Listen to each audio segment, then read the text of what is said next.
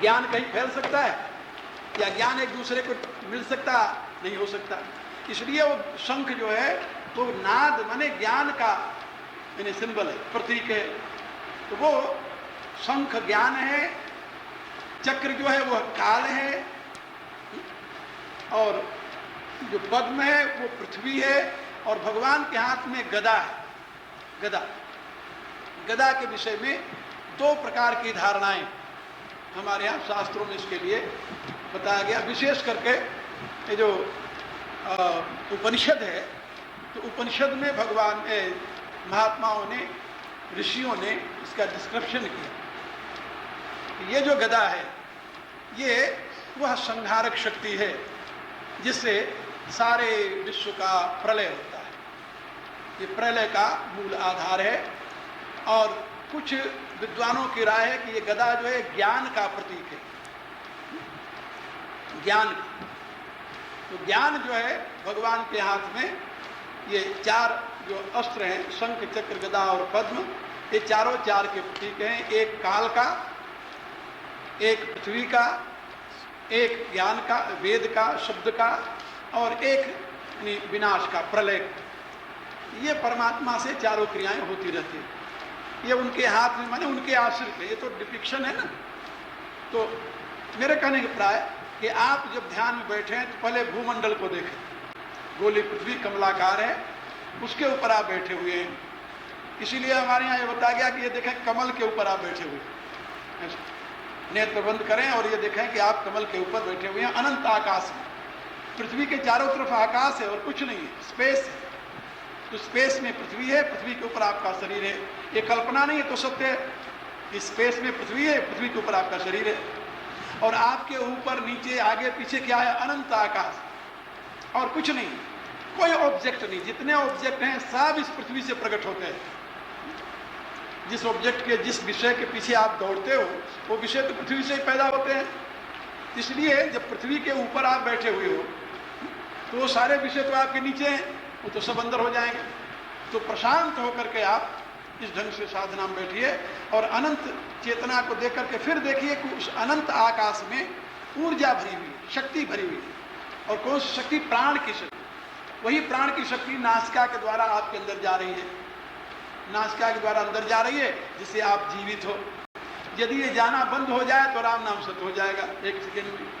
और अब जब आप ये देखें कि आप शक्ति आपके अंदर प्रवेश करें तो शक्ति का तो अनंत समुद्र है। बाहर तो अनंत समुद्र है और अंदर आपके छोटे से फेफड़े हैं, जितना रिसीव करते हैं ना। सारी जिंदगी का तो यही रहस्य। नासिका के बाहर तो अनंत ब्रह्मांड है और नासिका के भीतर आपका अपना व्यक्तित्व है, इतना बड़ा छोटा सा। इस अनंत सृष्टि में उसका क्या अस्तित्व है? नहीं के बराबर है, लेकिन है। अब आप ये देखिए कि आप वो जो अनंत शक्ति आप श्वास के रूप में, प्राण के रूप में अपने अंदर ले रहे हैं, अब उसको कितनी मात्रा में आप ले सकते हैं?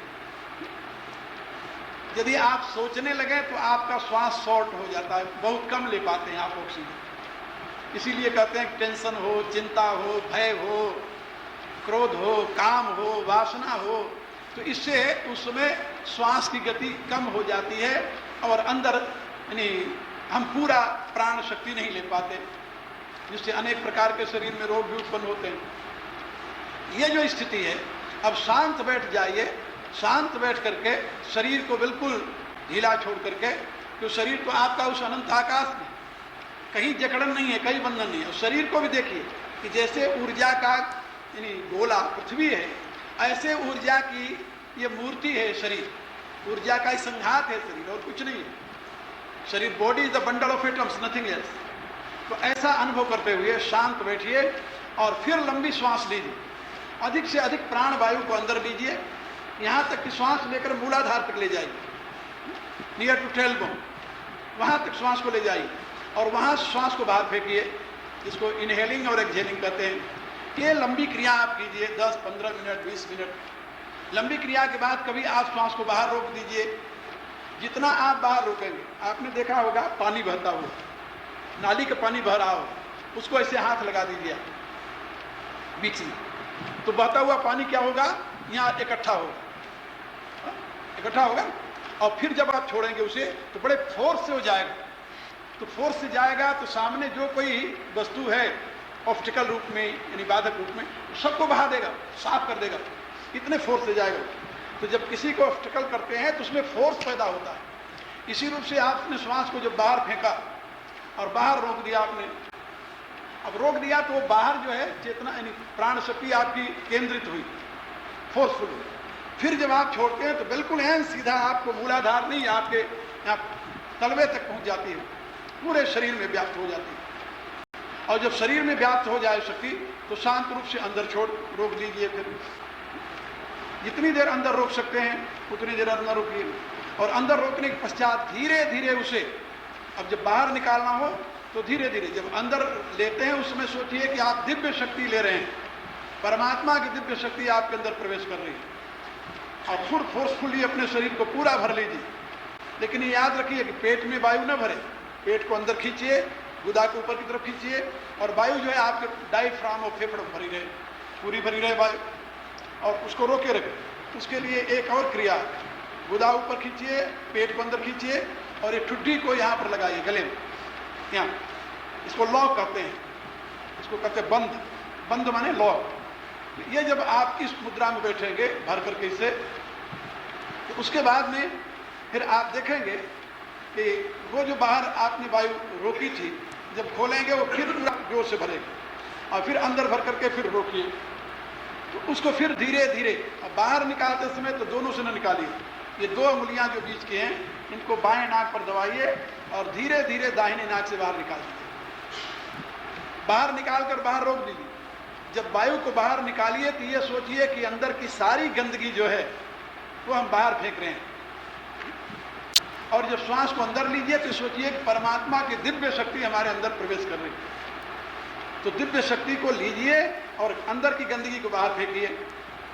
अब इसी प्रक्रिया से फिर करते रहिए। इसको यदि आप मात्रा के साथ करेंगे तो आपका भला होगा, ज्यादा मात्रा के साथ।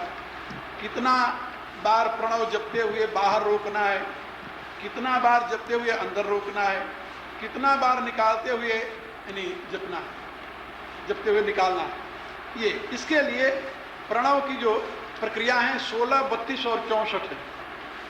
16, 32 और 64 ये तो प्रणव की प्रक्रिया है।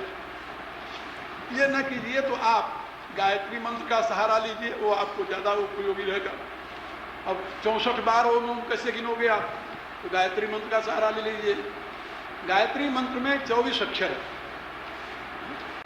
अब यदि आप 3 गायत्री अंदर जपें धीरे धीरे तो कितनी अक्षर हो गया, कितने प्रणव हो गया जाप का। इस ढंग से आपके यानी उसके क्या बोलते हैं सिस्टोमेटिकल बनाने के लिए ये सारी प्रक्रिया है। इसको यदि करते रहेंगे आप ना, फिर इसे देख लीजिए, समझ लीजिए, जैसे मैं कर रहा हूं, 1 सेकंड में करके बता रहा हूं आपको। इधर से निकाल, एक प्राणायाम होता है। एक प्राणायाम में आप 12 गायत्री का जाप कर सकते हैं, 16 गायत्री का जाप कर सकते हैं। एक बार निकाल करके जपिए, एक बार अंदर लेते समय जपिए, 3 बार अंदर रोक करके जपिए, एक बार निकालते समय जपिए। कितना हो गया? 6 बार, 6 इधर से और इसी प्रकार से 6 इधर से, तो 12 हो गया एक प्राणायाम। ऐसे 9 प्राणायाम कीजिए तो गायत्री की एक माला पूरी हो जाती है। एक माला गायत्री का यदि प्राण के साथ आप उपासना करें तो 3 महीने के अंदर आपका ये सारा शरीर जो है वो बिल्कुल विशुद्ध हो जाता है। इसको कहते हैं शुद्ध हो जाता है। शरीर में कोई दोष नहीं रह जाता यदि खाना पीना आपका सब कुछ ठीक है तो। और साथ में ये तो हुआ प्राणायाम की ये शुद्धि तप है ये। और उसके बाद में आप साधना करते रहिए अपनी ध्यान मंत्र के साथ, गुरु प्रदत्त मंत्र को मन के साथ या श्वास के साथ या यहाँ एक गति होती रहती है, यहाँ पर ऐसे ऐसे ऐसे ऐसे, यहाँ बहुत सूक्ष्म गति है। जब उसको बहुत ध्यान करोगे तो यहाँ दिखाई देगा, टक टक टक होता है ऐसे यहाँ पर। और दूसरी गति होती है हृदय में ऐसे ऐसे, ये तो जानते हो आप, जो नाड़ी चलती है। और तीसरी गति होती है श्वास की आने जाने की। अब आपको तीनों में जो सबसे प्रिय हो उसके साथ जोड़ दीजिए मंत्र को, गुरु मंत्र को। श्वास के साथ जोड़ सकते हैं, इस हृदय के साथ जोड़ सकते हैं और इसके साथ जोड़ सकते हैं। तीनों में किसी के साथ जोड़ दीजिए और उसके साथ जोड़ करके उसका ध्यान और जप कीजिए। इससे आपकी साधना में आगे गति धीरे धीरे। और फिर आप साधना के बाद फिर स्वाध्याय कीजिए। स्वाध्याय माने सदग्रंथों के, जैसे गीता में पढ़ा रहा हूँ, ये स्वाध्याय है, ये यज्ञ है। स्वाध्याय ज्ञान यज्ञास्ते, ये यज्ञ है, एक बहुत बड़ा यज्ञ है।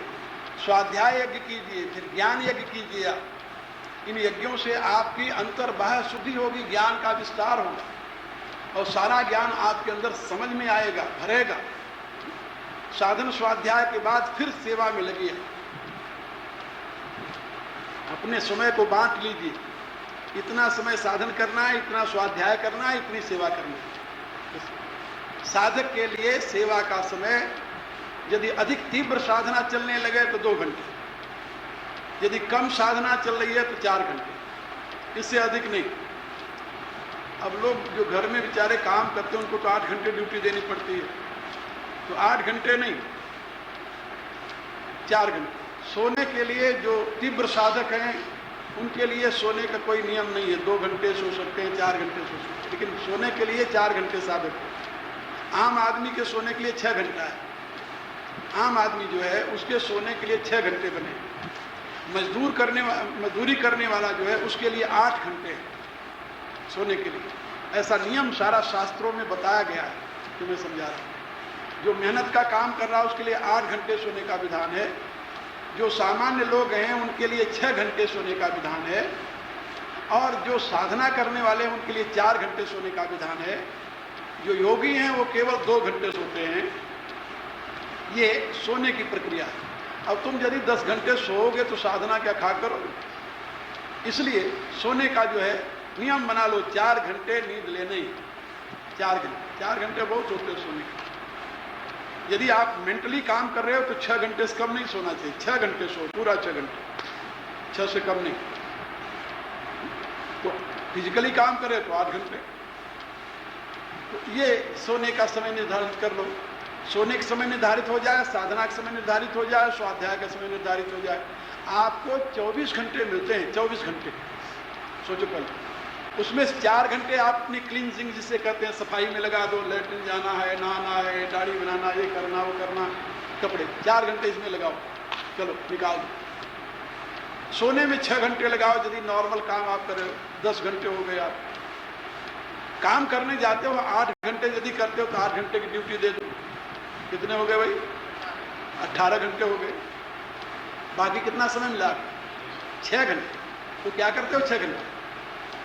गप्पे, बिना मतलब की बात। ये दोस्त आ गया, अमुक आ गया, अमुक आ गया, जिससे कोई लेना देना नहीं। ऐसे समय बर्बाद करते। यदि उसको 6 घंटा बहुत होता है, अरे 6 में से 4 तो बचा लो साधन के लिए। नियम बनाओ, 1 घंटा तुम साधन करो, 2 घंटे, 1 घंटे, 2 घंटे, जैसा कर सकते हो। नॉर्मल 2 घंटे यदि साधन में लगाओ, 2 घंटे स्वाध्याय में लगाओ, फिर 2 घंटे तुम्हें मिलेगा लोगों से बात करने के लिए, तब भी बहुत है। यानी अपने समय को इस ढंग से सेट करो साधना, फिर तुम्हारी जीवन की गतिविधि जो है वो सही दिशा में चले। अपने जीवन का सदुपयोग। जो तीव्र साधना करने वाले हैं उनको तो बिल्कुल पूरा का पूरा समय साधना में ही लगाना, क्योंकि ये बहुत बड़ा काम है, छोटा सा काम नहीं है। उनको तो साधना, स्वाध्याय और सेवा के सिवा कुछ नहीं होना चाहिए। यदि कोई साधन, स्वाध्याय, सेवा करे, 3 काम में लगा रहे और 4-4 घंटे इसके लिए लगावे तो 12 घंटे होते हैं। 4 घंटे सेवा किया, 4 घंटे स्वाध्याय किया और 4 घंटे साधना की, कितना हो गए? 12 घंटे। फिर भी 12 घंटे उसके पास है, 4 घंटे सो ले और 2 घंटे में खाना पीना और क्लींजिंग कर ले, फिर भी उसके पास समय बच जाता है। समय की कमी नहीं है, समय बहुत है लोगों को, क्योंकि साधन करने वालों को ये तो है नहीं भाई यदि मजदूरी करके तुम्हें पैसा कमाना है और तब रोटी खा। आज भी साधन करने वाले के लिए समाज व्यवस्था दे देता है, व्यवस्था में कमी नहीं होती। प्रमादी के लिए कहीं व्यवस्था नहीं, लेकिन साधक के लिए सब जगह व्यवस्था है। प्रमादी के लिए तो कहीं व्यवस्था नहीं है। यदि कोई साधना में लगे, रुचि लेकर के काम करने वाला हो तो हर एक व्यक्ति कहता है कि नहीं वो साधक है, उसके लिए व्यवस्था। और जो अपने परिवार में रहता हुआ साधन कर रहा है बहुत अच्छी बात है, उसको भी सिस्टमेटाइज कर लेना चाहिए। तो ये साधन, स्वाध्याय और सेवा, इससे आपकी जिंदगी का आंतरिक विकास हो। अब साधना में जो मुख्य बात है वो मैं बताने जा रहा हूं, भगवान वही समझा रहे हैं कि सबसे पहले साधना में तुम अपनी दृष्टि दैवी बनाओ। 3 दृष्टियां हैं। एक तो भोग दृष्टि है जो संसार की है, और एक मध्य दृष्टि है जिसको व्यवहार दृष्टि कहते हैं, ऐसे समझ। और तीसरी जो है वो डिवाइन है, दैवी दृष्टि जिसे कहते हैं, दैवी दृष्टि। तो साधक को हमेशा इन दोनों दृष्टियों से मुक्त होना चाहिए, न तो उसकी भोग दृष्टि हो न तो व्यवहार दृष्टि हो, दोनों दृष्टि न हो। उसकी दृष्टि होनी चाहिए डिवाइन, जिसको कहते हैं दिव्य दृष्टि। भोग दृष्टि, व्यवहार दृष्टि और दिव्य दृष्टि। ये व्यवहार का ही दूसरा नाम है कर्तव्य। तो भोग दृष्टि किसकी होती है? असुरों की। जो डेमेनिक नेचर के लोग हैं उनकी दृष्टि हमेशा भोग दृष्टि होती है। हमें किसमें सुख मिलेगा ये उनका मुख्य लक्ष्य होता है। दुनिया कल मरती हो, अपनी तरफ से आज मर जाए। These are demonic people. और दूसरी होती कर्तव्य दृष्टि, व्यवहार दृष्टि। ये मनुष्य की होती है, मानवीय दृष्टि। हमारा भी भला हो, तुम्हारा भी भला हो, हमें भी रोटी मिले, तुम्हें भी रोटी मिले, हम भी खाएं, तुम भी खाओ, मिल कर रहे हैं। ये व्यवहार दृष्टि है। और तीसरी है दिव्य दृष्टि। दिव्य दृष्टि माने सब जगह परमात्मा है, सब में परमात्मा है। हमारा जीवन परमात्मा की सेवा के लिए, उपासना के लिए। ये परमार्थ दृष्टि इसको कहते हैं, दिव्य दृष्टि से कहते हैं।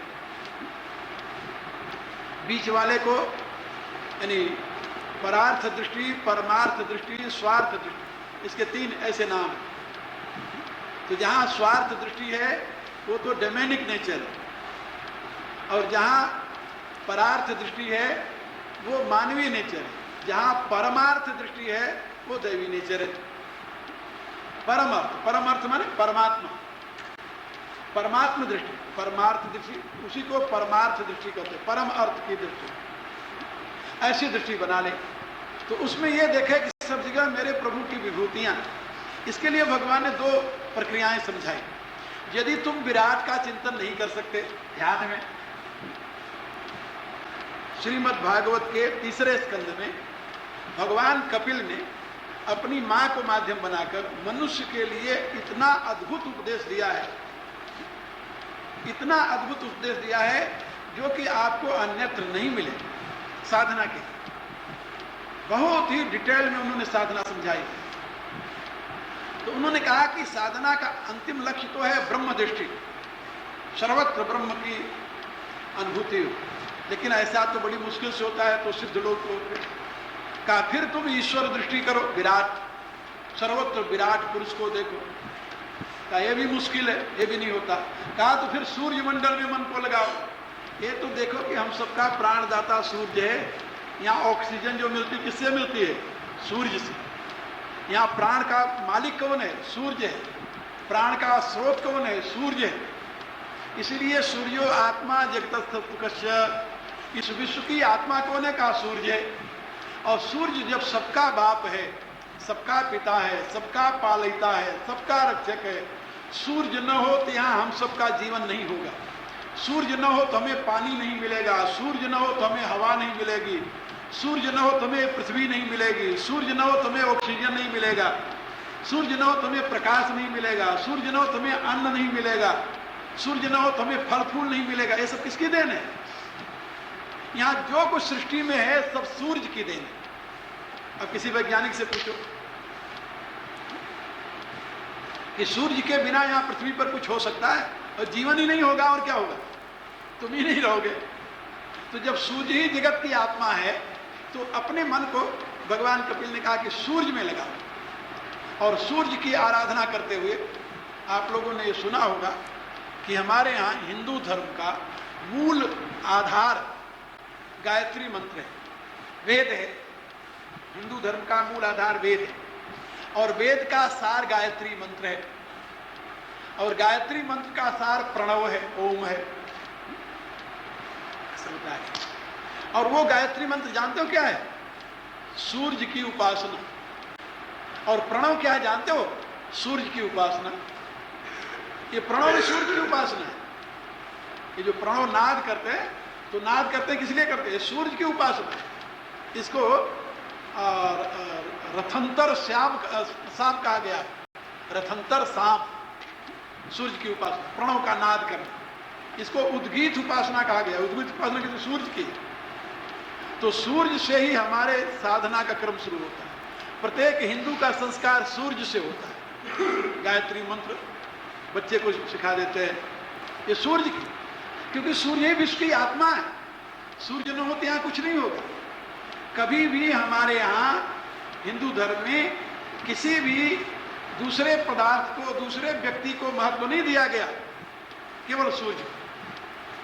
सूर्य से प्रकाशित चंद्रमा उसका दूसरा स्थान है। सूर्य का अंश पृथ्वी है, इसका तीसरा स्थान है। सूर्य का प्रथम स्थान है। इसलिए सूर्य को नारायण कहते। पृथ्वी नारायण नहीं है, वायु नारायण नहीं है, आकाश नारायण नहीं है, जल नारायण नहीं है, सूर्य नारायण है। सूर्य परमात्मा का प्रत्यक्ष रूप। तो बताया गया, भगवान कपिल ने कहा ब्रह्म में मन ना लगे तो विराट में लगाओ, विराट में ना लगे तो सूर्य में लगाओ।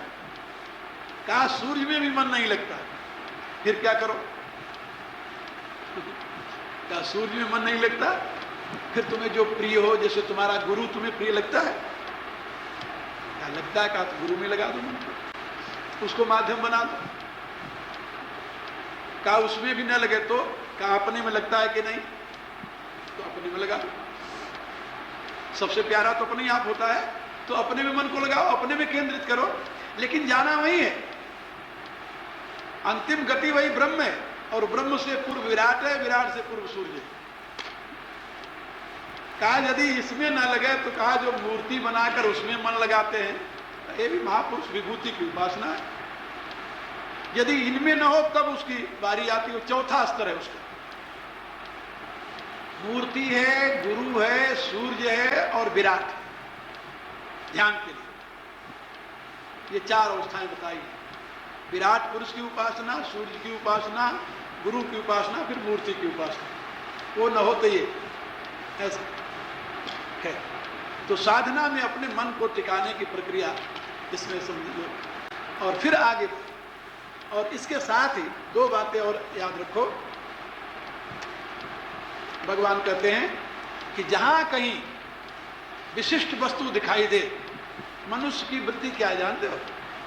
अपने से अधिक के देखकर जलना, कुढ़ना। अपने से अधिक को देख करके, विशिष्टता को देख करके जलना, ये मनुष्य की वृत्ति है, सहज वृत्ति है। भगवान से बड़ा और साइकोलॉजिस्ट कौन होगा? तो कहते हैं मनुष्य की यह वृत्ति है कि अपने से अधिक को देख करके जलना, अपने से नीचे वाले को देख करके सुखी होना, किससे तो हम अच्छे हैं, और अपने आकर्षण जो में पदार्थ है उसको देखकर उसमें राग हो जाना, ये तीसरी बात। और जो कोई अच्छा काम कर रहा है, अच्छा काम करने वाले की कीर्ति होती है, तो उसको सुन करके जल भुन जाना, तो उसकी निंदा करना दूसरे से। अरे काहे काहे, तो ऐसे ही है। तो जैसे वो कहानी सुनाते हैं, एक हमारे यहाँ संत आए तो कहानी सुनाया करते थे। तो उन्होंने कहानी सुनाई कि दो महात्मा साथ साथ रहते थे। एक बार एक जमींदार के घर चले गए दोनों महात्मा। दोनों जमींदार के यहाँ पहुंचे तो जमींदार बड़ा होशियार था और बहुत समझदार था, सत्संग करता था। तो उसने देखा कि ये महात्मा सही में महात्मा है या ऐसे ही बने हुए घूम रहे हैं। तो उसमें एक महात्मा उनको बैठा दिया दोनों को, कहा कि भगवान आपके लिए कुछ भोजन वोजन का नहीं, अभी तो हम जंगल पानी करेंगे, स्नान करेंगे। कहा देखिए बात है कि यहाँ अब कोई ध्यान तो देने वाला है नहीं। अब उसने कैसी अकल, यहाँ डर रहता है, सामान आपके पास है, कोई उठा ना ले जाए, तो आप ऐसा करिए कि एक सज्जन यहाँ रहे, एक पहले जाओ नहाओ, जंगल पानी हो आओ, फिर जब वो आए तो दूसरा चले जाना, नहाना जंगल पानी हो। ठीक है। तो जब एक महात्मा कमंडल उठाए चले गए जंगल पानी, बाहर गए शौचालय के लिए, तो पहुंच गया जो महात्मा वहां, कहने लगा ये आपके गुरुजी लगते हैं, बड़े सिद्ध पुरुष हैं। अरे कहा ये खड़िया बॉर्डर वाले मेरा गुरु है, तो महागधा आदमी है ये तो मेरे साथ रहता है इसलिए इसको रोटी वोटी मिल जाती है। अच्छा ये गधा है? कहाँ? गुरु का है क्या मेरा? गुरु तो मैं हूं। अच्छा महाराज हमें पता नहीं था, चलो सुन लिया। जब वो महात्मा आए नहा धो करके बैठ गए और उसको दूसरे को भेज दिया नहाने, तो उनके पास पहुंच गया, कहा महाराज ये जो आपके साथ संत हैं बड़े सिद्ध हैं, बड़े सिद्ध हैं, इनके चेहरे पर क्या तेज है और बड़े विद्वान भी लगते हैं। अरे वो कहता है कि इस मूर्ख ने आपको बता दिया, तो बैल ये तो बैल है, तो कुछ नहीं जानता, ये तो मेरे साथ रहता है इसलिए इसे रोटी मिल जाती है। अच्छा कहाँ? इसको कुछ नहीं आता। कहा लिखा तो मैं हूँ, ये मेरे साथ रहकर साधन सीखता है मेरे से। बड़ी अच्छी बात मारा, कुछ चुप होकर चला है। जब वो भी महात्मा आए, दोनों नहा धोकर बैठ गए, तो एक टोकरी में घास और एक टोकरी में भूसा ला करके दोनों के सामने रख दिया तो महात्मा देखे तो गुस्सा आ गया उनका, ये क्या करता है? कहा महाराज हमें तो कुछ पता नहीं था, लेकिन आप लोगों ने ही अपना परिचय दिया था, आपने कहा था कि ये बैल है तो उसके लिए भूसा मैंने रख दिया, आपने कहा था ये गधा है तो उसके लिए मैंने ये घास रख दिया। तो आपने जो परिचय दिया था हम तो वही जानते हैं, हम क्या जाने कि आप लोग कौन हो। अब एक दूसरे का मुंह देखने लगे कि इसने मुझे गधा कहा, इसने मुझे बैल कहा। उसने कहा कि जल्दी उठिए और सीधे यहाँ चले जाइए, नहीं तो गधा और बैल के साथ जो दूसरा काम शुरू होता है वो मैं कर दूंगा। तो मेरे कहने के प्राय कि ये एक स्वभाव है मनुष्य, दूसरे की कीर्ति, अच्छा काम करेगा उसकी कीर्ति होगी, तो दूसरे की कीर्ति से जलन, दूसरा अच्छा काम करे उसकी प्रतिष्ठा हो तो उसे जलन, और जलन होती है तो उसकी निंदा, फिर अरे क्या है कुछ नहीं कुछ नहीं, तो निंदा। तो इसके लिए पतंजलि ने कहा कि सबसे पहले देवताओं यदि साधना करनी हो तो 4 बातें याद रखो। क्या क्या? मैत्री, करुणा, मुदिता, उपेक्षाणाम। तुम्हें 4 प्रकार के लोग मिलेंगे दुनिया में। कौन कौन से मिलेंगे? एक तो अच्छे आदमी मिलेंगे, अच्छे आदमी, धनी नहीं, अच्छे आदमी जो सात्विक लोग हैं, उनके साथ तुम मैत्री करो, मित्रता करो। मैत्री, करुणा, और कुछ दुखी आदमी मिलेंगे तुम, दुखी, उनके ऊपर तुम करुणा करो, दया करो, दुखियों पर दया करो। मैत्री, करुणा, मुदिता। और कुछ संपन्न लोग मिलेंगे, श्रीमान मिलेंगे, धनी लोग मिलेंगे, उनको देखकर जलो मत, उनको देखकर प्रसन्न हो। भगवान की क्या कृपा हुई इसके ऊपर, कैसी भगवान की कृपा की वृष्टि हुई है। अरे कोई श्रीमान धनवान है या कोई ऊंचे पद पर है, विद्वान है, तो वो तो भगवान की कृपा का भाजन बना हुआ है भले आदमी, तो उस पर भगवान ने कृपा की है, ये सोचकर तुम खुश हो, ये भगवान की कृपा का भाजन है, इसको भगवान ने इतना योग्य बना दिया, इतना श्रीमान बना दिया। वैसे क्या होता है, जो श्रीमान धनवान है, उन्नति होती है, उसको देखकर हम जलते हैं। अच्छा आदमी है उसकी हम बुराई करते हैं, दुखी आदमी को देखते हैं तो घृणा करते हैं, और बुरा आदमी मिल जाए तो फिर उससे हमारी दोस्ती हो जाती है कि भाई जैसे तुम वैसे तू 4 निंदा कर तो हम 10 निंदा करेंगे। तो पतंजलि ने कहा कि यदि कोई बुरा आदमी मिले तब क्या करें? दुखी को देखकर करुणा हो, सुखी को देखकर उससे मैत्री हो, श्रीमान को देखकर प्रसन्नता हो, लेकिन जो बुरा आदमी मिल जाए तो पतंजलि ने कहा उपेक्षाणाम, उपेक्षा। उपेक्षा माने खल परिहरीय स्वान की नाई, पागल कुत्ते के समान उसे दूर से नमस्कार करो, दूर से छोड़ो। पागल कुत्ते से यदि तुम कोई किसी भी प्रकार का व्यवहार करोगे, मारोगे तो काटेगा और काटने से ही उसके विष फैल जाएगा। और पागल कुत्ता यदि चाट लेना तभी आदमी मर जाता है। पागल कुत्ता काटे नहीं, चाट ले, क्योंकि उसके मुंह में जो झाग निकलती रहती है वो विष होता है। तो पागल कुत्ता चाट ले तब भी आदमी मर जाए, काट ले तब भी आदमी मर जाए।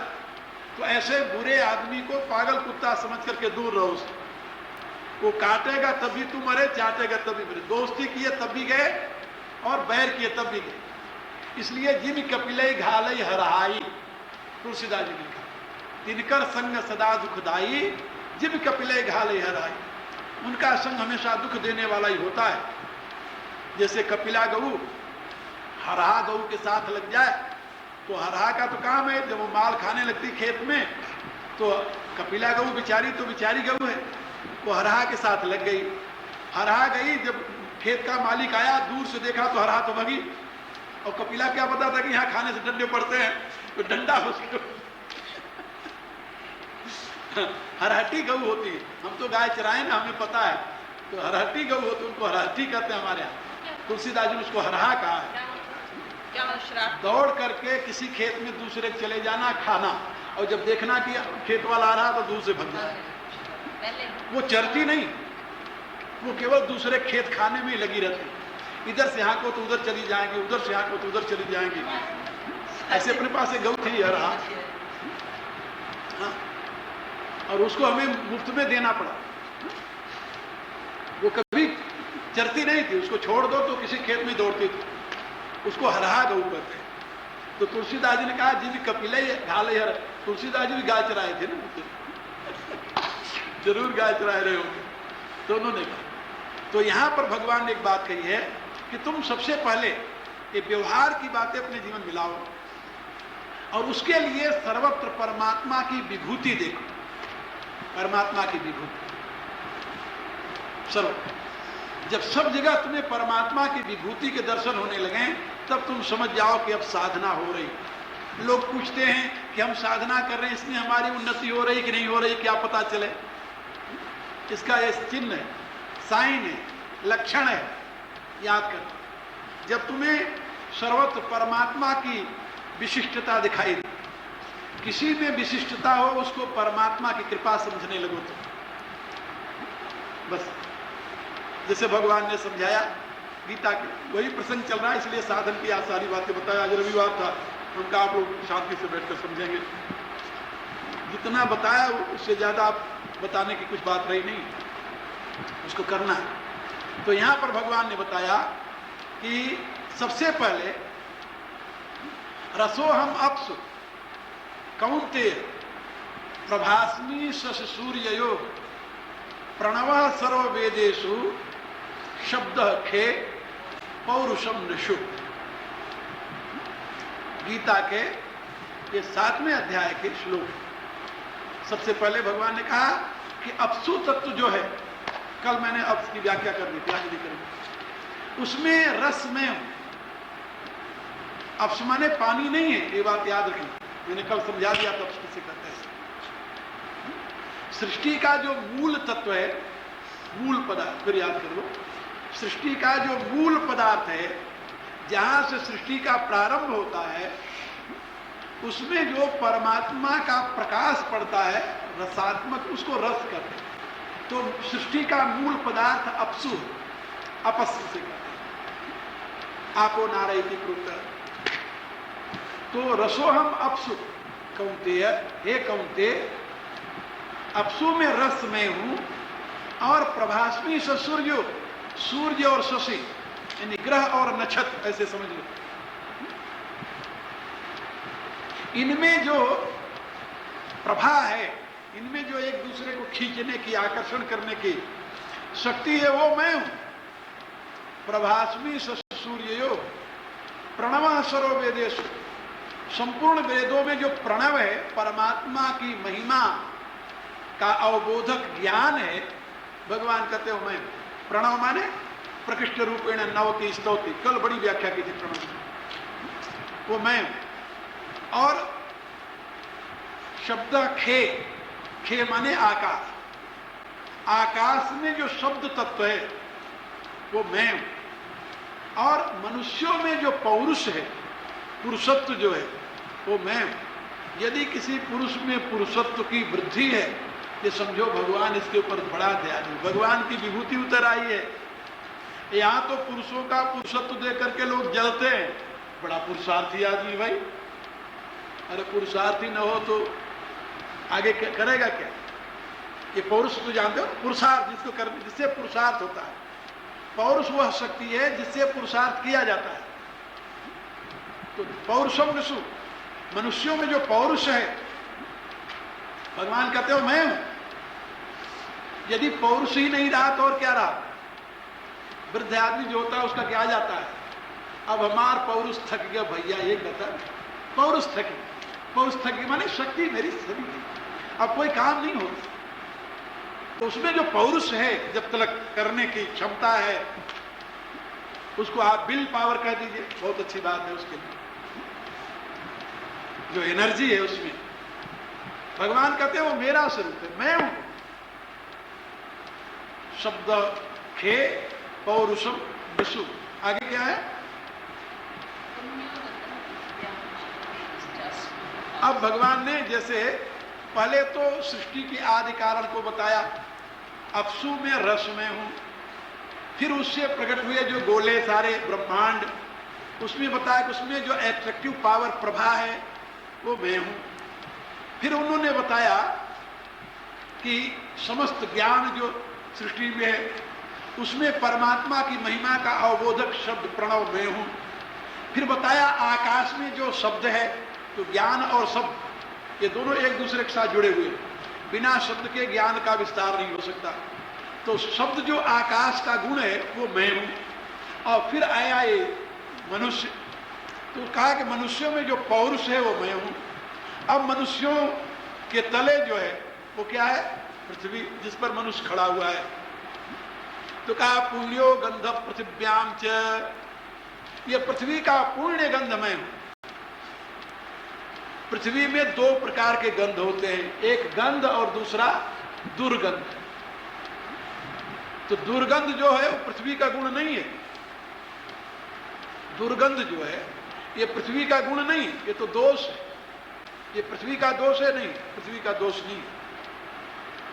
पृथ्वी और जल के मिश्रण से दुर्गंध पैदा होता है। याद रख लो, दुर्गंध कैसे पैदा होता है? पृथ्वी और जल, इन दोनों के योग से ही दुर्गंध पैदा होती है। पृथ्वी का शुद्ध जो गुण है वो गंध है, गंध माने सुगंध, पवित्र गंध। तो पुण्यो गंध पृथिव्याम च, भगवान कहते हैं कि पृथ्वी का जो पूर्ण गंध है वह मैं हूं। तो गंध ही पृथ्वी का तन मात्रा है, गंध ही पृथ्वी रूप में परिणित हुआ, ऐसे आप समझो। सांख्य का यह मत है कि पृथ्वी और कुछ नहीं है, गंध से ही पृथ्वी बनी है। गंध को आप पकड़ सकते हो? नहीं पकड़ सकते, लेकिन पृथ्वी को तो पकड़ा जाता है। तो गंध सूक्ष्म तन मात्रा, तन मात्रा माने subtlest matter of this gross material is गंध, वो गंध उसे कहते हैं। और कैसा गंध? पुण्य गंध माने पवित्र गंध।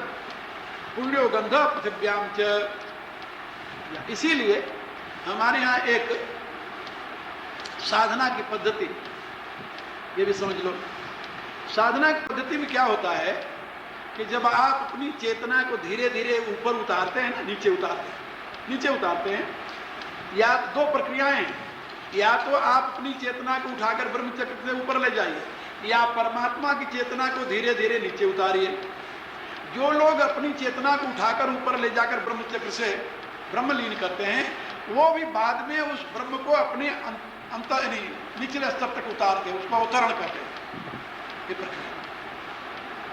तो जब निचले स्तर तक ही चेतना अवतरित हो जाती है तो सारा शरीर जो है वो गतिशील हो जाता है, गतिशील। उस गतिशील अवस्था में शरीर से एक दिव्य गंध प्रकट होने लगता है। शरीर से दिव्य गंध प्रकट होता है।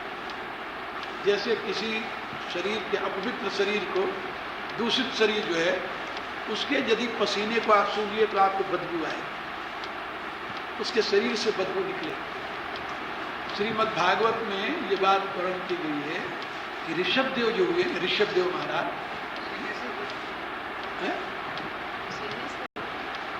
क्या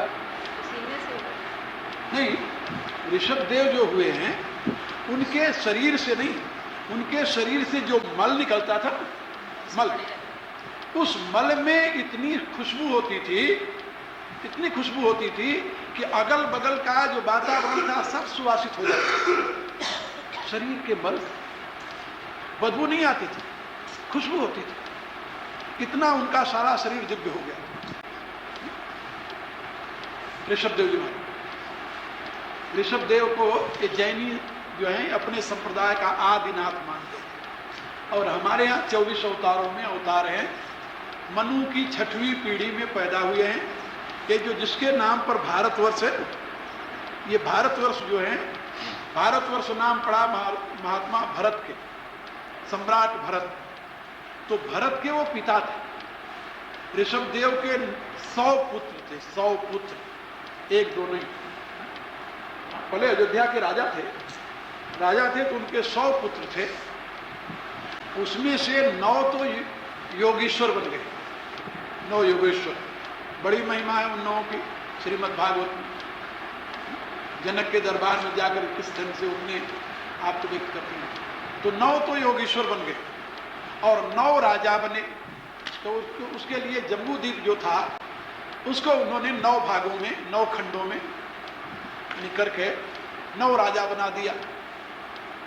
9 वर्ष ऐसे कहते हैं उसे, 9 क्षेत्र में बांट कर। और उसके बाद में जो उनका बड़ा लड़का था, सबसे बड़े लड़के का नाम था भरत। भरत उनके बड़े पुत्र थे। तो भरत को उन्होंने उत्तराधिकारी बनाया अपना, तो सम्राट बने भारत। तो भरत से पहले इस हमारे देश का नाम था अजनाभ वर्ष। इस देश का नाम था अजनाभ वर्ष। फिर बाद में भरत के द्वारा इस देश का नाम बदल करके भारतवर्ष। वो भारतवर्ष जिसके नाम पर पड़ा वो महाराजा भरत, सम्राट भरत, उस भरत के वो पिता थे। तो उनके 9 पुत्र तो योगेश्वर बने, 9 राजा बने और बाकी बचे कितने? 82 पुत्र बचे ना। 82 के 82 सब ब्राह्मण बने, सब ब्राह्मण बने। इसीलिए मैंने लिखा है उसमें अपने छोटी सी पुस्तक में कि क्षत्रियों से ब्राह्मण बने। हमने पढ़ा है शास्त्र। ऋषभदेव के 82 पुत्र ब्राह्मण बन गए। इन्होंने ब्राह्मण धर्म स्वीकार कर लिया कि उन दिनों ये जातियां इतनी नहीं थी, क्षत्रिय ब्राह्मण नहीं हो सकता, ब्राह्मण क्षत्रिय नहीं हो सकता। वो तो उस समय तो गुण धर्म विभाग से, गुण कर्म विभाग से, गुण के अनुसार विभाजन होता था। ये तो जन्म से ये जातियां बनने लगी बहुत बाद में, और तभी से सत्यानाश शुरू हो गया।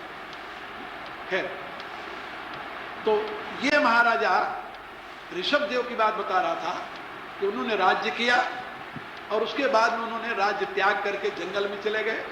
वहां साधना करके अपना सारा जीवन उन्होंने परम पवित्र बना लिया। तो उनके मल से भी, उसमें लिखा है कि उसमें इतनी सुगंध आती थी कि सारा यानी वो जो इलाका था वो मलय, इसीलिए चंदन का एक नाम है मलय।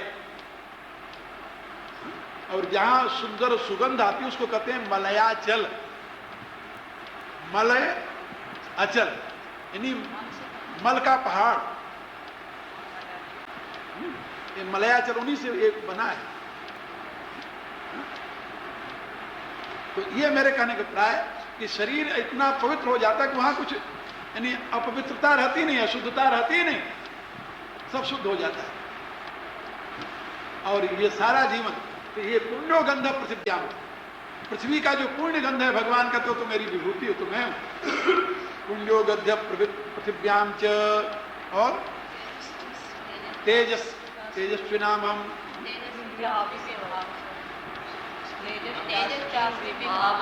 हाँ तेजस चास्मी विभावस, विभावसव तेजस चास्मी। जो कुछ भी प्रकाशित होने वाला पदार्थ है, जहां भी कहीं तुम्हें विभा दिखाई दे, किसी व्यक्ति में विभा दिखाई दे रही है, कोई व्यक्ति देखो तो उसके चेहरे पर एक तेज दिखाई देता है, अजीब सा तेज दिखाई देता है, अद्भुत तेज दिखाई देता है। और कोई व्यक्ति ऐसे देखो तो ये लगता है कि पता नहीं क्या हो गया इसे, भाई ये तुम्हारी गति क्यों हुई, पता ही नहीं। क्यों नहीं है? इसलिए कि उसका अंतर जो है बहुत दूषित है, बहुत मलिन है, इसलिए वहां तेज नहीं है, परमात्मा की ज्योति वहां प्रकाशित नहीं होती। तो भगवान ने यहां पर बताया पुण्यो गंध पृथिव्याम च तेजस्यास्मि विभावसो। तो विभावसो का अभिप्राय होता है तेज का मूल स्रोत। तेज का मूल स्रोत क्या है? अग्नि। इस सृष्टि में तेज का मूल स्रोत जो है अग्नि। तो अग्नि में तेज मैं हूं, विभावसो माने अग्नि में तेज मैं हूं, विभावसु। विभावसु शब्द है जिससे विभावसो बना है यहां पर। तो भगवान कहते हैं अग्नि में तेज में विभावसो। अब अग्नि तो मनुष्य के शरीर में जहां पर जो वस्तु है प्रज्वलित है वहां पर उसकी स्थिति होती है। तो पृथ्वी में पवित्र गंध मैं हूं, अग्नि में जो तेज है मैं हूं। अग्नि किसे कहते हैं? कहा अग्नि ईले पुरोहितम, जो पुरोहितम है सब अग्नि है। जो दृश्य तत्व है वो सब पुरोहितम माने पूरा हितम, सामने जो उपस्थित है ये सब अग्नि है। यानी दृश्य जगत जहां तक है सब अग्नि है। और दृश्य जगत में जो तेज है तो मैं भगवान कहते हैं। व्यक्ति में तेज है, वस्तु में तेज है, वो सब मैं हूं, मेरा ही स्वरूप है, मेरे सिवा और कुछ नहीं है। पुण्यो गंध पृथिव्याम च तेजस्यास्मि विभावसौ। और जीवनम सर्वभूतेषु, और संपूर्ण प्राणियों में जो जीवन शक्ति है, जीवन शक्ति जो है, जीवनम सर्वभूतेषु, जीवनी शक्ति जो प्राणियों में है, चेतना, तो मैं हूं।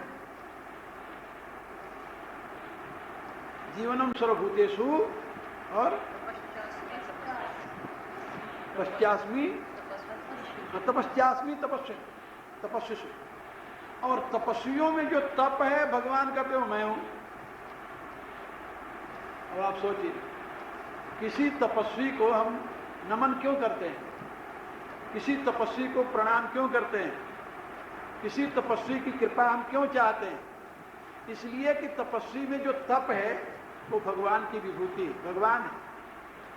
तप स्वयं में परमात्मा है। तपो ब्रह्म एव इति वेद की घोषणा है। तप ही ब्रह्म है। यदि आप में तप की क्षमता आ गई, इसका अभिप्राय कि अब भगवान आप में प्रकट होने लगे। तप के कई रूप हैं।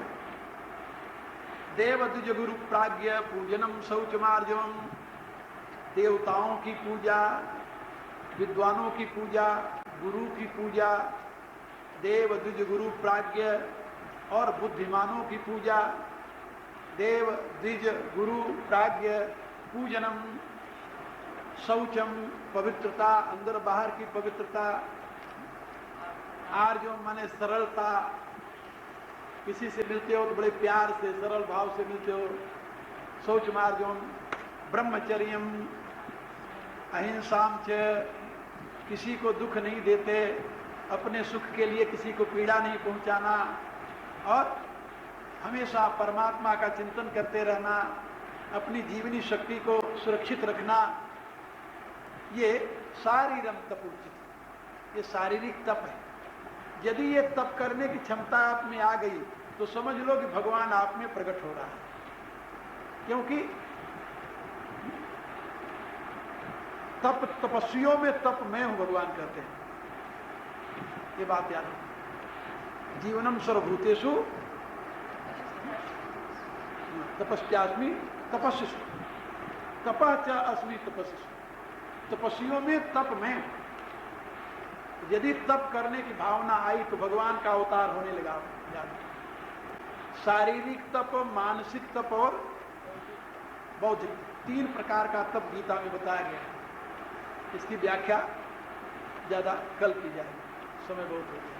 ओम भूर्भुवः स्वः तत्सवितुर्वरेण्यं भर्गो देवस्य धीमहि धियो यो नः प्रचोदयात्। ओम विश्वानदेव सवितुर्वरितानि परासु यद्भद्रं पुण्यासु सर्वे भवन्तु सुखिनो सर्वे सन्तु निरामयाः सर्वे भद्राणि पश्यन्तु मा कश्चित् दुःखभाग् भवेत्। ओम पूर्णमदः पूर्णमिदं पूर्णात् पूर्णमुदच्यते पूर्णस्य पूर्णमादाय पूर्णमेवावशिष्यते। ओम शांति शांति। ओम विश्वानदेव सवितुर्वरितानि परासु यद्भद्रं पुण्यासु। ओम कृष्णाय वासुदेवाय हरे परमात्मने प्रणतक्लेशनाशाय गोविन्दाय नमो नमः।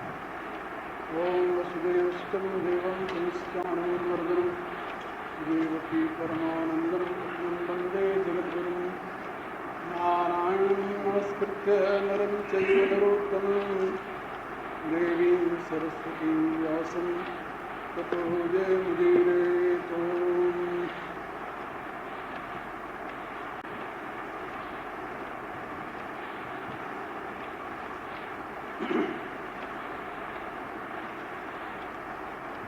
भारतीय जीवन का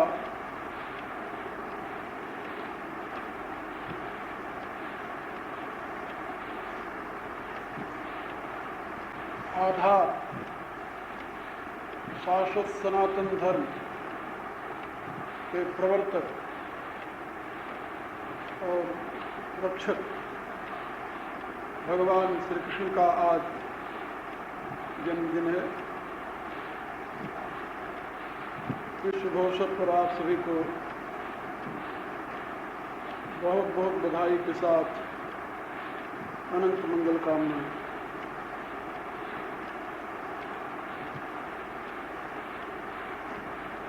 कल साधन के विषय में बहुत सी बातें समझा दी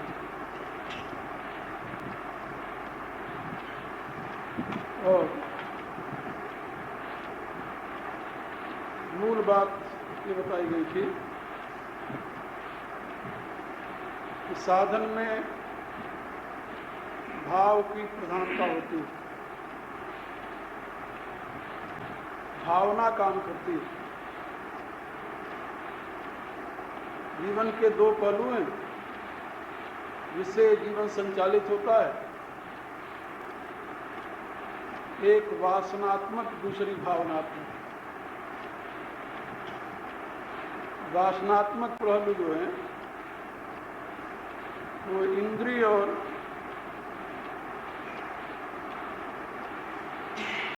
उसके द्वारा प्राप्त होने वाले सुख से प्रेरित होते हैं, और भावनात्मक जो है वह उच्चतम आकांक्षाओं से युक्त और कल्याण की भावना द्वारा प्रेरित होते हैं। मनुष्य यदि क्षणिक सुख के लिए जीवन प्रयोग करना चाहे तो वासना के पीछे दौड़े, और यदि उसे शाश्वत शांति प्राप्त करनी है तो भावना का अनुसरण करना चाहिए। ये वासना और भावना, ये दोनों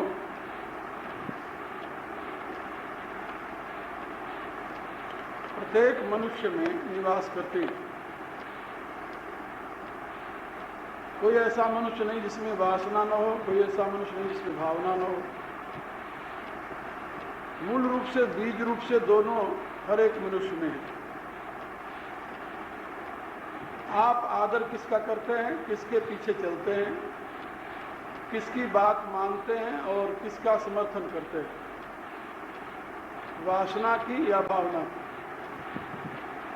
वासना की बात मानेंगे, उसके पीछे चलेंगे तो वो प्रबल होगी।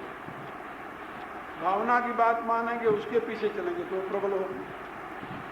जिसकी बात मानेंगे और जिसका सहयोग करेंगे उसमें शक्ति की वृद्धि हो। अभी अपने को निर्णय करना है कि हमें किसका समर्थन करना, वासना की या भावना। भावना भगवान से जुड़ी होती है और वासना विशेष। ये दोनों बातें हमेशा याद रखनी चाहिए। भगवान जिसमें ज्ञान, वैराग्य, धर्म और ऐश्वर्य की पूर्ण प्रतिष्ठा हो, उसे भगवान कहते हैं।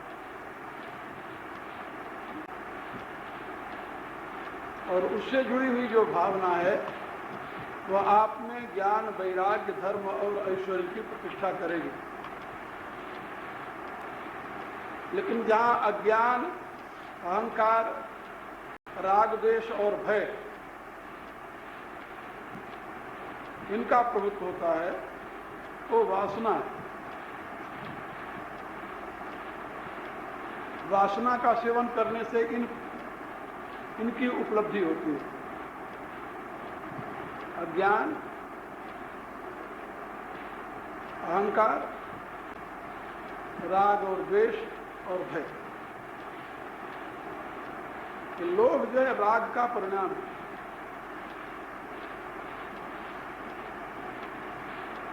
क्रोध जो है द्वेष का परिणाम है। तो लोभ और क्रोध जो है ये राग द्वेष में ही आ जाते हैं, इनका अलग महत्व नहीं। अहंकार में ही दंभ है, पाखंड है और ऐसी वृत्तियां सब अहंकार में आती। और भय में तो सारी हमारे जीवन की सांसारिक गतिविधियां ही समाई हुई। इसलिए अज्ञान, अहंकार, राग, द्वेष और भय ये वासना से संबंधित होते हैं और ज्ञान, वैराग्य, ऐश्वर्य, धर्म और ऐश्वर्य ये भावना से संबंधित होते हैं। भावना का आधार विद्या है, वासना का आधार अविद्या। ये दो बातें हमेशा याद रखें। भगवान यहाँ पर भावना की बात कर रहे हैं। भावना भगवान की प्रत्येक पदार्थ के मूल में प्रतिष्ठित है। या यूं कहिए कि प्रत्येक पदार्थ का मूल आधार है।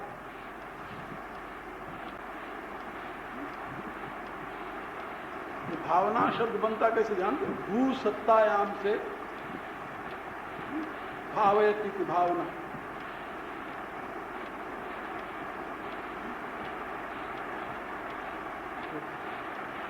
ये भावना सत्तात्मक हुआ करती है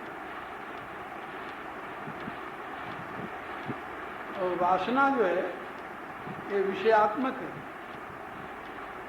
जब किसी पदार्थ से हमें थोड़ा सा सुख मिलने की संभावना होती है तो उसको पाने की जो चाह है वो वासना कही जाती है।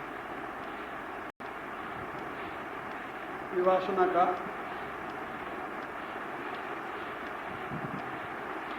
जैसे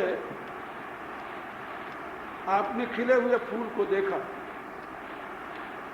अब खिले हुए फूल में आप भावना भी कर सकते हैं, वासना भी कर सकते हैं।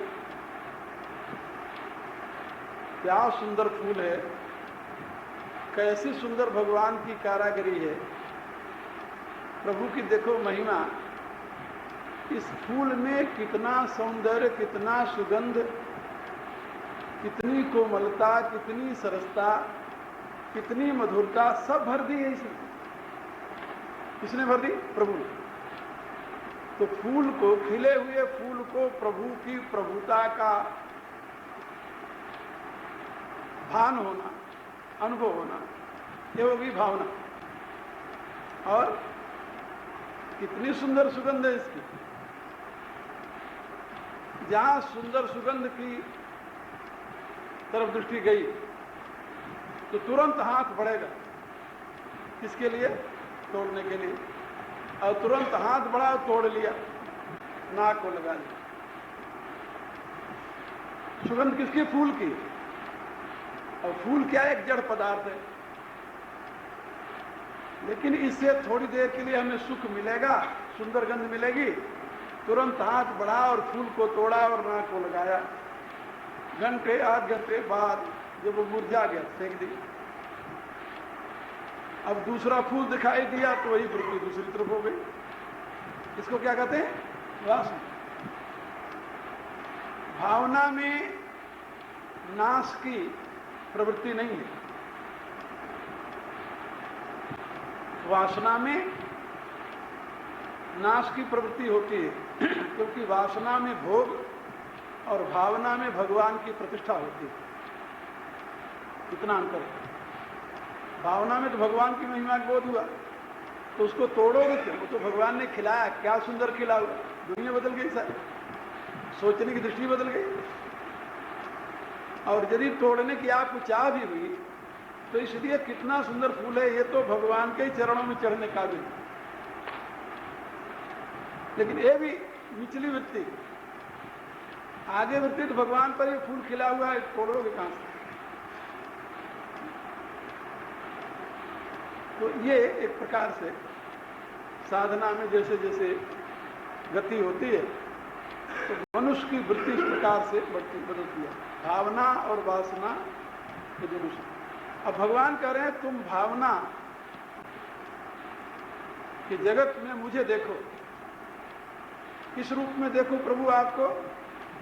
रसोहम अप्सु कौन्तेय प्रभास्मि सूर्योः प्रणवः सर्ववेदेषु शब्दखे पौरुषम नृषु पुण्यो गंध पृथिव्यां च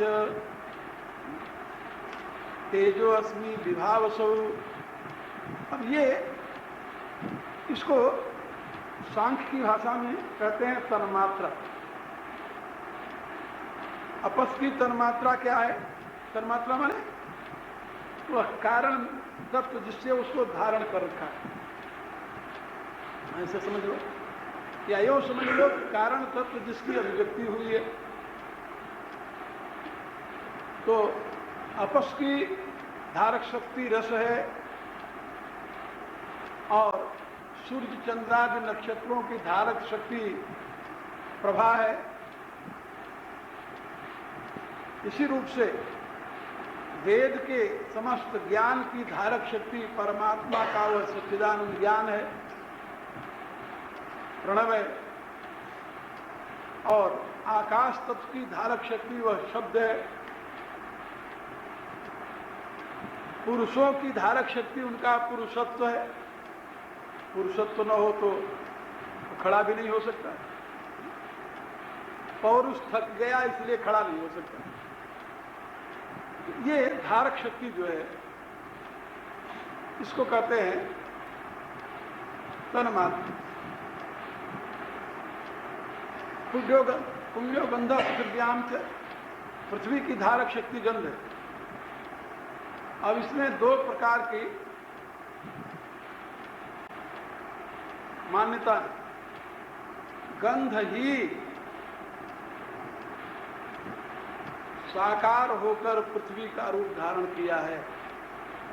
पृथ्वी में गंध के सिवा और कुछ नहीं। एक जैसे मिठास ही गुड़ के रूप में, मिश्री के रूप में परिणित है। मिठास के सिवा और मिश्री कुछ नहीं है। खारापन ही लवण के, नमक के रूप में परिणित है। खारापन के सिवा और लवण कुछ नहीं है। इसी रूप से गंध ही पृथ्वी रूप में परिणित है। गंध के सिवा और पृथ्वी कुछ नहीं है।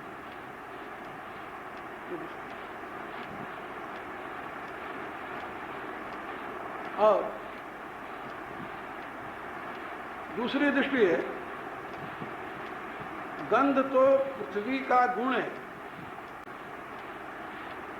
है और पृथ्वी गुणी है। पृथ्वी एक तत्व है, बहुत सूक्ष्म तत्व है, जिसके बहुत सूक्ष्म कण होते हैं, बहुत सूक्ष्म कण, और उस कण के संघात का नाम पृथ्वी। लेकिन उन कणों में गंध हुआ करती है, उन कणों का गुण गंध है। गंध ही पृथ्वी नहीं हो गई। पृथ्वी तो सूक्ष्मतम कण के संघात से बनी है, लेकिन उन कणों में पार्थिव कण कहे जाते हैं, जिसको कहते हैं अर्थ एलिमेंट, एलिमेंट कहते हैं अंग्रेजी में से। उन कणों में गंध है। गंध ही कण रूप में प्रकट हुआ ऐसा नहीं है, बल्कि उन कणों में गंध है। गंध उनका गुण है। और कण बहुत सूक्ष्मतम है, देखे नहीं जाते, इसलिए जो उसे देख नहीं पाते वो कहते हैं गंध ही कण हो गया। ये दो दृष्टि है। तो ये दो दृष्टि जो है, एक तो दृष्टि वर्तमान के वैज्ञानिकों की है, और दूसरी दृष्टि जो है सांख्य की। गंध ही कण रूप में परिणित हुआ है। उस कण को तोड़िए तो आगे कुछ नहीं मिलेगा, गंध ही मिलेगा। गंध सटलेस्ट उसका आधार है। कहा गंध गुण नहीं कहा है, गुण है, बिल्कुल गुण है, इसमें कोई संदेह नहीं। तो गुण ही तो नेचर है, और क्या है, ये सांख्य कहता है। गुण ही नेचर है और कुछ नहीं है। गुण ही मैटर रूप में परिणत हुआ है और कुछ नहीं है। गुण के सिवा और कुछ नहीं है। गुण ही नेचर के रूप में परिणत हुआ है। त्रिगुण साम्य अवस्था प्रकृति, और प्रकृति कुछ नहीं है। गुणों की साम्य अवस्था का नाम ही प्रकृति है। तो जैसे आग्नेय कण वो तेज से भिन्न नहीं है, तेज ही कण रूप में प्रकट होकर के अग्नि रूप में प्रकट होता है। इसी रूप से वहां गुण ही है और कुछ नहीं है। अब गुण इतना सूक्ष्म है जिसको तुम देख नहीं सकते, इसलिए उसको कहते हैं अव्यक्त। और जब अव्यक्त गुण अभिव्यक्त होता है तो कण रूप में तुम देख पाते हो उसे। तो जहां से कण का दर्शन होता है, कण की अनुभूति होती है, वो है क्षर भाव। और जहां कण का कारण गुण की अनुभूति होती है वो है अक्षर भाव। ये तो बताया क्षर भाव और अक्षर भाव। तो अक्षर भाव ही क्षर भाव का आधार है, हेतु है, कारण है। अक्षर से क्षर अलग नहीं है। ये बात, ये सांख्य की। तो भगवान यहां पर कह रहे हैं कि पुण्यो गंध पृथ्व्याम च, पृथ्वी में जो पुण्य गंध है कारण रूप में अवस्थित वो मैं हूं। और तेजस्यास्मि विभाव से, और अग्नि में जो तेज है वो मैं हूं। और जीवनम सर्वभूतेषु, संपूर्ण प्राणियों की जो जीवनी शक्ति है वह मैं हूं। और प्राणी क्या है? प्राणी तो मूर्त रूप है, अभिव्यक्त रूप है। अव्यक्त रूप तो जीवनी शक्ति है। अव्यक्तादि भूतानि व्यक्त मध्यानि भारत अव्यक्त निधनानि एवं तत्व का परिदेवन। पहले अव्यक्त था, अव्यक्त से व्यक्त हो गया और ये पुनः अव्यक्त में लय हो जाएगा। तो व्यक्ताव्यक्त सनातन, व्यक्त और अव्यक्त जो क्रम है ये सनातन है। सनातन माने कब से चला आ रहा है, इसकी कोई इति नहीं है। इसलिए जीवनम सर्वभूतेषु, और तपस्यास्मि तपस्सु, और तपस्वियों में जो तप है वो मैं हूं। तप शब्द का अर्थ होता है ज्ञान। उपनिषद में यह सर्वज्ञ सर्वविद यस्य ज्ञानमयम तप। तो ज्ञानमय तप। तो मैंने अपने तत्व चिंतन में इसकी व्याख्या की है, हर एक तत्व की अलग अलग। तो तप शब्द का सही अर्थ होता है चिंतन। स तपम तप्त्वा लोकान असृजत, परमात्मा ने तप को तपा और फिर संसार की अभिव्यक्ति की, सृजन की। अब वहां तप माने क्या हो? परमात्मा भूखा मरा गया, ऐसा तो नहीं होगा ना। फिर परमात्मा की सेवा करने गया, ये भी नहीं होगा। फिर क्या होगा? अब दूसरी श्रुति ने इसका खुलासा किया, स अकामयत तद ऐक्षत, उसने चिंतन किया, उसने देखा। अब देखना भी ज्ञान की दृष्टि से है ना, वहां कोई भगवान की आंख तो थी नहीं, देख लिया इसे, वो तो अचक्षु है, अश्रोत्रम अनेत्रम आदि आदि उसकी व्याख्या में कहा गया। तो वहां पर सतपम तत्वा,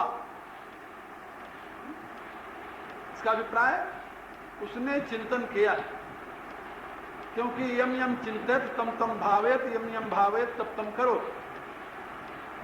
ये उपनिषद का कथन है कि जैसा चिंतन होता है वैसे भावना बनती है, जैसी भावना बनती है वैसे आदमी काम करता है। तो परमात्मा भी पहले चिंतन किया, क्योंकि उसका तप जो है ज्ञानमय है। यस्य ज्ञानमयम तप, जिसका तप ज्ञानमय है।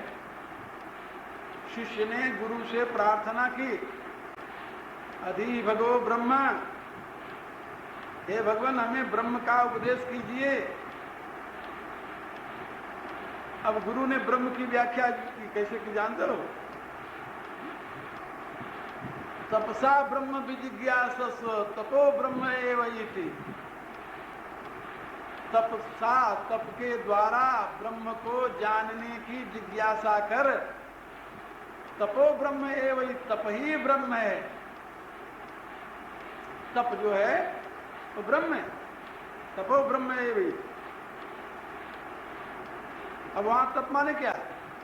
वहां भी चिंतन, सूक्ष्म चिंतन, ज्ञान के द्वारा ही ब्रह्म को जानने की जिज्ञासा कर, क्योंकि ज्ञान ही ब्रह्म है। चिंतन के द्वारा ही ब्रह्म को जानने की जिज्ञासा कर, क्योंकि चिंतन ही ब्रह्म है, ऐसा। तो श्रवण मनन निधिध्यास, तो श्रवण भी ज्ञान का विषय है, मनन भी ज्ञान का विषय है, निधिध्यासन भी ज्ञान का विषय है। आत्मा वा अरे द्रष्टव्यो, आत्मा ही देखने योग्य है। तो कैसे देखी जाए आत्मा? कहा श्रोतव्यो मंतव्यो निधिध्यास्तव्यो च, का आत्मा के विषय में गुरु के पास बैठकर तत्व ज्ञान सुनो और फिर उसका मनन करो और फिर उसमें स्थित हो जाओ, समाधित हो जाओ, तो आत्मा को तुम समझ पाओगे, उसको देख पाओगे। तो इसलिए तप शब्द का अर्थ जो होता है वो चिंतन है, लेकिन चिंतन के लिए योग्यता क्षमता प्राप्त करने के जो साधन है उनको भी तप कहा जाता है। जैसे गीता में ज्ञान के साधन को भी ज्ञान कहा गया है। 13वें अध्याय में, गीता के 13वें अध्याय में ज्ञान के साधन को भी ज्ञान कहा गया है ज्ञान का साधन, ज्ञान नहीं है। अध्यात्म ज्ञान नित्यत्व तत्व ज्ञानादि दर्शनम एतद ज्ञानम इति प्राहु अज्ञानम यदतोन्यथा। तो यहाँ पर जितना बताया गया है ये सब ज्ञान के साधन है। 2 श्लोकों में, 3 श्लोकों में देखो तो 13वें अध्याय के क्षेत्र क्षेत्र वियोर ज्ञानम एतद ज्ञानम मतम मम, तो वहां शुरू होता है अहिंसा संता तपोदान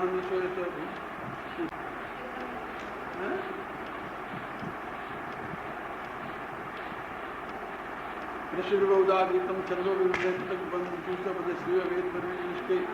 महाभूतानहंकार, यहाँ शुरू होता है महाभूतानहंकारो बुद्धिरव्यक्तमेव च इंद्रियाणि दशैकम च पंचेन्द्रिय गोचरा इच्छादे सुखम दुखम संघातश्चेतनानिति एतत् क्षेत्रम समासेन समुदायम। अब आगे अमानित्वम अधम्मित्वम अहिंसा शांतिराज्यम, अब ये सब ज्ञान के साधन है, ये ज्ञान नहीं है। अमानित्वम अदम्यत्वम अहिंसा शांतिराज्यम आचार्यम उपासनम शौचम स्थैर्यम आत्मविनिग्रहम दया भूतेषु लोलुप्तम मार्दनम हिंसाफलम। ये सारा जो है ये सब ज्ञान के साधन। इंद्रियार्थेषु वैराग्यम अनहंकारे च जन्म मृत्यु जरा व्याधि दुख दोषानुदर्शनम असक्ति असंगोष्ठ पुत्रदादिभ्यादिषु नित्यं च संचरितेत्वं इष्टानिष्टोपपत्तिषु मयि चानन्ययोगेन भक्तिरव्यभिचारिणी हृदय से युक्तम। ये सारा ज्ञान का साधन, ये ज्ञान नहीं, ये क्या है? ज्ञान का साधन। लेकिन भगवान ने आखिर में इसको क्या कहा है? एतद् ज्ञानमिति प्राहु अज्ञानमितो अन्यथा। ये ज्ञान है। तो जैसे ज्ञान के साधन को भी ज्ञान कहा जाता है, भक्ति के साधन को भी भक्ति कहा जाता है। जैसे माला फेरना, भगवान का सुमिरन करना, नाम लेना, भगवान की पूजा करना, आरती उतारना, भगवान का दंडोत प्रणाम करना, ये भक्ति नहीं, ये भक्ति के साधन है। तो भक्ति क्या है? भक्ति है भगवान में अनन्य प्रेम, सा परानुरक्ति ईश्वरी। भक्ति की क्या स्वरूप है? भक्ति है सा परानुरक्ति ईश्वरी, ईश्वर में परम अनुरक्ति का नाम भक्ति है। लेकिन ईश्वर में परम अनुरक्ति को प्राप्त करने के जो साधन हैं उनको भी भक्ति कहा जाता है।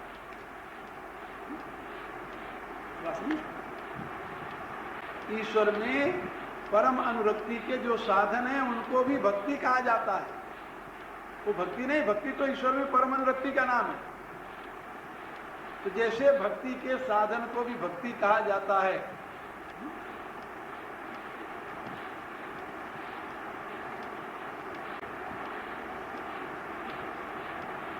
व्यवहारिक जगत में देखो, विद्या माने होता है तत्व ज्ञान। अब तत्व ज्ञान प्राप्ति के लिए साधन जो है उसको भी तो विद्या ही कहते हैं। तत्व ज्ञान को प्राप्त करने का साधन अक्षर ज्ञान होगा, तभी पढ़ो लिखोगे, तभी आगे बढ़ोगे, फिर तत्व ज्ञान होगा। तो इन साधनों क्या करते हैं? विद्या अध्ययन कर रहे हैं भाई, तो विद्या, इसको भी विद्या कहा जाता है। तो इसी रूप से यहाँ पर तप जो है, तप तो है तत्व चिंतन, लेकिन तत्व चिंतन के लिए योग्यता हासिल करने के जो साधन हैं उनको भी तप कहा गया। तो तप के लिए योग्यता हासिल कैसे होगी, योग्यता कैसे प्राप्त होगी? इसके लिए 3 प्रकार के तप बताए भगवान ने गीता के 17वें अध्याय। शारीरिक तप, मानसिक तप और आध्यात्मिक तप, यानी बौद्धिक तप। शारीरिक तप में क्या है? सबसे पहले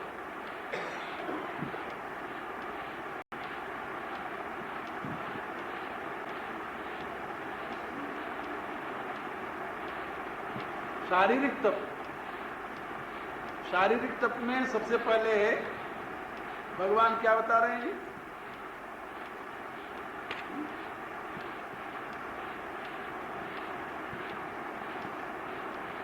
तो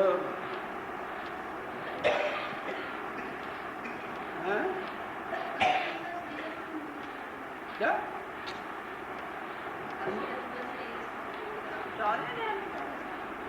तुम लोग गीता क्या पढ़ते हो?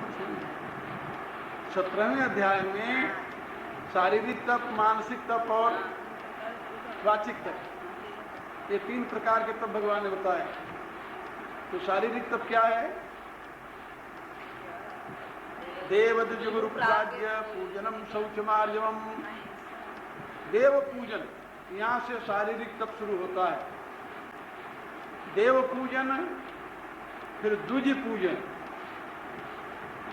द्विज माने वेदज्ञ, वेद का पंडित विद्वान।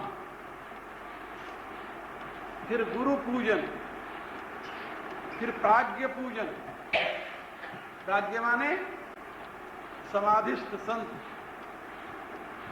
देव द्विज गुरु प्राज्ञ पूजनम और शौचम आर्जवम।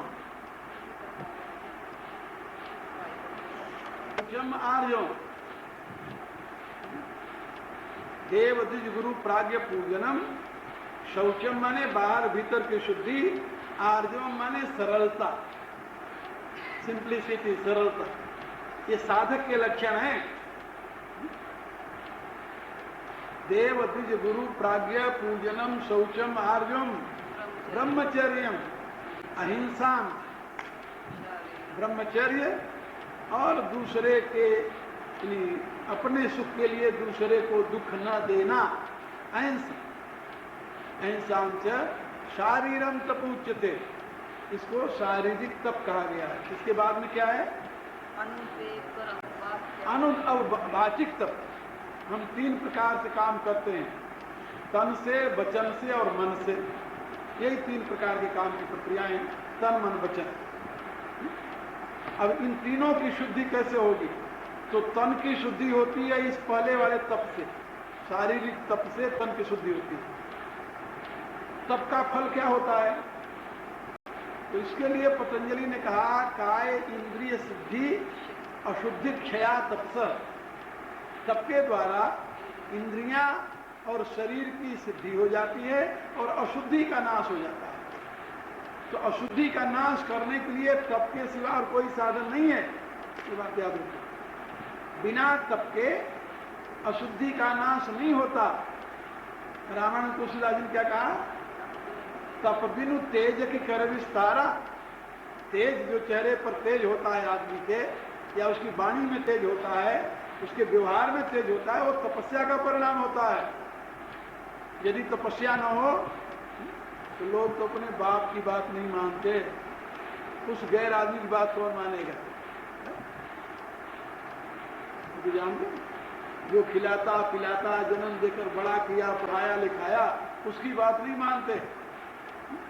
और एक गैर आदमी है ना, उसकी बात मान लेते हैं। क्यों मान लेते हैं? उसकी वाणी में तेज है, इसलिए उसकी बात मानते हैं। और तेज किसका परिणाम है? सबका।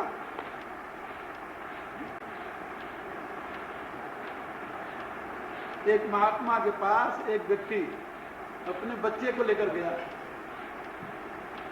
महात्मा जी से कहा कि महात्मा जी, ये बच्चा मेरा गुड़ बहुत खाता है।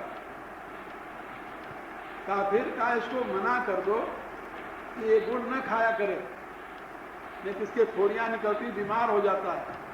कहा 1 महीने बाद लेकर के आना तो इससे बात करेंगे। वो लौट आया। 1 महीना जब बीत गया, फिर वो महात्मा जी के पास बच्चा लेकर गया। तो कहा जी भगवान, हम ये बच्चा लेकर के आए हैं, आपने कहा था। कहाँ? बच्चे को बुलाया महात्मा जी ने, बगल बैठाया। कहा बेटे गुड़ बहुत खाता है तुम?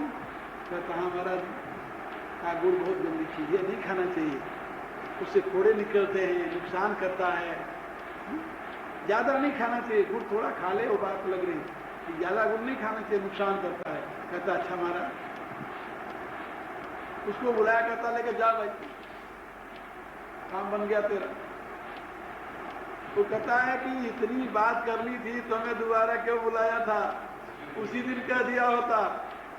महात्मा ने कहा उस दिन कैसे कहता, उस दिन तो मैं भी गुड़ खाता था। उस दिन तो मैं भी गुड़ खाया करता था, अब मैंने गुड़ खाना बंद कर दिया, तो इससे कहता है गुड़ नहीं खाना। यानी कहने का क्या है कि तप के बिना तेज नहीं होता। तो तप से क्या होता है? काय इंद्रिय सिद्धि, काया और इंद्रियों की सिद्धि होती है और अशुद्धि का नाश होता है, इसे कहते तप। तो सबसे पहले शारीरिक तप है, जिससे शरीर की शुद्धि और सिद्धि होती है। फिर बाद में वाचिक तप है, अनुद्वेग करम वाक्यम सत्यम प्रिय हितम चयत। वाक्य अनुद्वेग करो। अनुद्वेग कर माने किसी को क्षुब्ध करने वाला न हो। यदि कोई वाणी बोली और किसी को क्षुब्ध कर गया अकारण, कभी कभी तो यदि हित की बात हो तभी क्षुब्ध कर जाती है। एक लड़का जिद करता था अपने बाप से कहने फैक्ट्री लगाना। तो बाप पहले बहुत समझाया, नहीं माना, तो मेरे पास लेकर के आ गया। मेरे से कहा गुरु जी आप समझाइए इस लड़के को। उनका क्या बात है? कहा अभी देखो कॉलेज से निकला है, ये कहता मुझे पैसा दो मैं फैक्ट्री लगाऊंगा। तो मैं इसे समझा रहा हूं, ये सुन नहीं रहा। मैंने उससे कहा मैं क्यों बेटे? कहता हाँ मैं अपना काम करना चाहता हूं, मैं नौकरी नहीं करना चाहता। उनका तुम्हें अपने काम का कोई एक्सपीरियंस अनुभव है? कहता नहीं अनुभव तो नहीं है, काम करते करते अनुभव हो जाएगा। उनका करते करते अनुभव में तुम ले डूबोगे। अरे पहले कहीं नौकरी करके अनुभव प्राप्त कर, और अनुभव हो जाए तो अपना काम शुरू कर, और उससे तेरा भी भला होगा और तेरे बाप का भी भला होगा। लेकिन वो लड़का इतना बिगड़ा हुआ था कि मेरी बात कहाँ सुनने वाला। उनका इसी में तेरा कल्याण है। तो बाप से मैंने समझाया, लेकिन मैं देख लिया वो तो चुप रहा, सुनता रहा, हाँ हाँ करता रहा। जब बाप जाने लगा तो मैंने उसे बुलाया। उनका इसे पैसे देना नहीं बर्बाद हो जाएगा। फिर क्या करेगा? जितनी कब तक नहीं करेगा, बैठा रहे। कब तक बैठा रहेगा? मेरे साथ कर दिया, ठीक है गुरुजी जो आप करें वही करूंगा।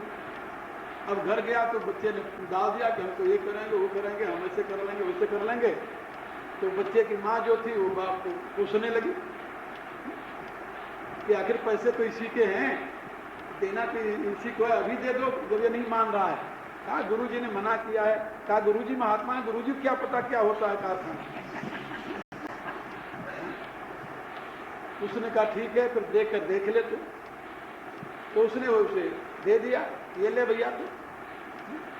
पूछा पहले कितना रुपया दे? कहा 2 लाख। उसने दे दिया, ये ले गया। 6 महीने बाद, 6 महीने बीते होंगे, बाप आया बिगड़ता हुआ मेरे पास, बैठ कर रोने लगा। हमका क्या हुआ भाई? अरे कहा आपने कहा था सब वही हो गया। हमका हुआ क्या?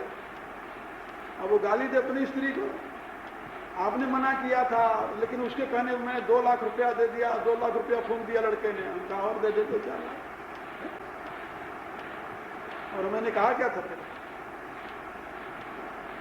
जो लोग, यानी मैं ये बता रहा था कि उस बच्चे को मेरी सही बात अच्छी नहीं लगी, हाँ जी, और वो बहुत दिनों तक मेरे पास नहीं आया। जब रुपये बर्बाद हो गए, सब खत्म हो गया, तब कुछ दिनों बाद फिर एक दिन उसके दर्शन हुए। अब हमें बताओ हमें क्या करना चाहिए? हम कहा 2-4 लाख रुपया और बचा, तेरे बाप का ले जा फूंका और क्या करेगा? मेरे कहने के प्राय कभी कभी तो लड़के तब सुनते हैं जबकि वो उनका सब खत्म हो जाता है। ऐसे कई लड़के मैंने देखे। एक लड़का इंजीनियरिंग करके मेरे पास आया, कहने लगा गुरुजी मैं क्या करना चाहिए? उनका नौकरी। कहने लगा नहीं मैं सोचता हूँ अपना कोई काम करूँ। उनका ना पहले 2-4 साल नौकरी कर ले, एक्सपीरियंस हो जाए, तब तुम अपना काम करो। बिना एक्सपीरियंस कोई अपना काम नहीं करना चाहिए।